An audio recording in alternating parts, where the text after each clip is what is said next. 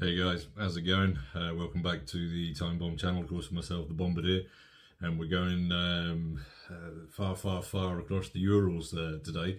Got a Poljot Winterpalace watch review for you today. Now, I've not seen any Polyots before. I've seen a lot of them on Fleabay and other second-hand sellers, etc. And they do produce some quite interesting timepieces, but I don't know a great deal about them. I understand a little bit from Google Translate that Poljot means flight. They were founded back in Mother Russia in 1930, if my information is correct.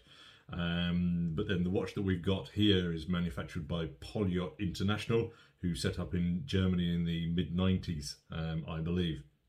Now, the Winterpalace model that we're going to look at here, these variants were made between 2005-2012. So not that new, but they've got a very vintage vibe. They come in 6 dial colours, with the one that we're looking at here today being apparently limited, or allegedly limited to 500 of each piece. But I can't see any issue numbers on this one. It does have a 650 on it, and that's a little misleading.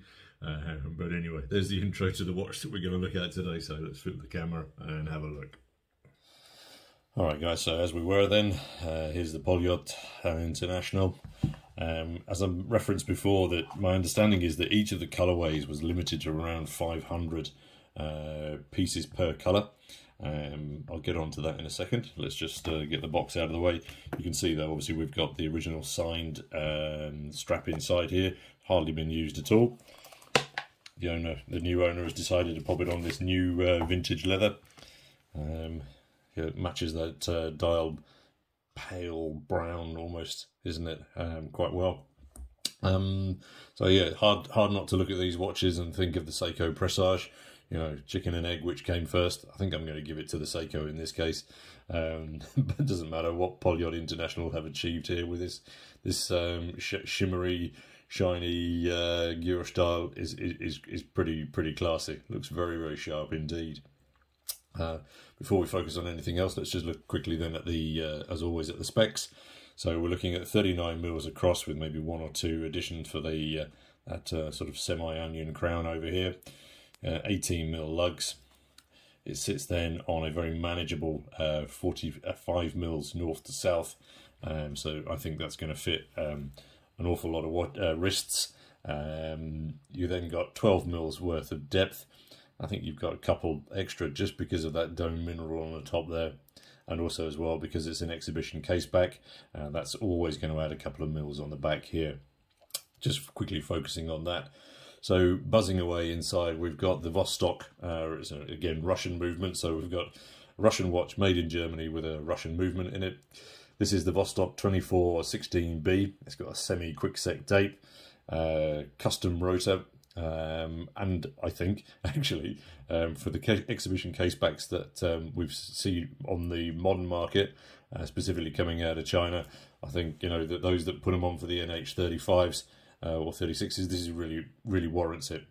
You've got 2 reverse wheels in there, and I think it's 31 joules. Yeah, it's a really very pretty movement. Yeah, that's why you want to have an exhibition case back. Something actually like that.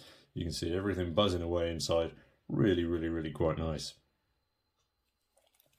As I mentioned before, so then you've got your semi pop and pull movement over here, onion crown.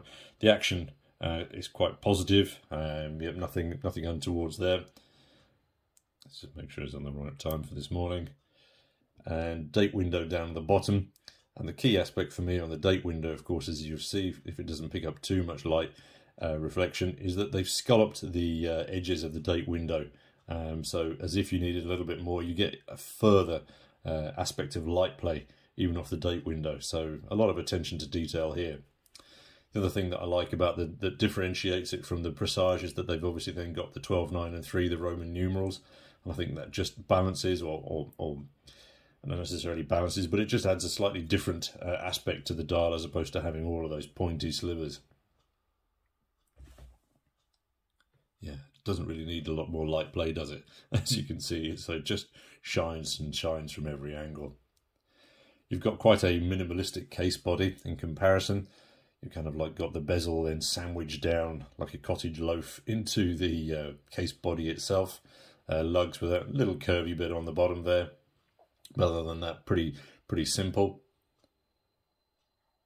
As I say, the new owner swapped it out for that original strap to put it on this brown, but I could see this on steel, or or even black, or some other colours. Maybe even a lighter tan brown or something. So it could be, not necessarily a strap monster, but I think you've got an aspect of versatility here. Let me just throw it on wrist for you. So yeah, we're rocking the ProMaster Titanium. Let's get rid of that. It's a bit of a lump in comparison. Obviously this one has been sized up for my mate's wrist, so I'm not going to faff around readjusting that because I know how annoying that is. But there is the watch on wrist. As I say, my wrist is 7 1/4 inch, so it's quite a dainty little piece in some respects. Sits quite flush and comfortable.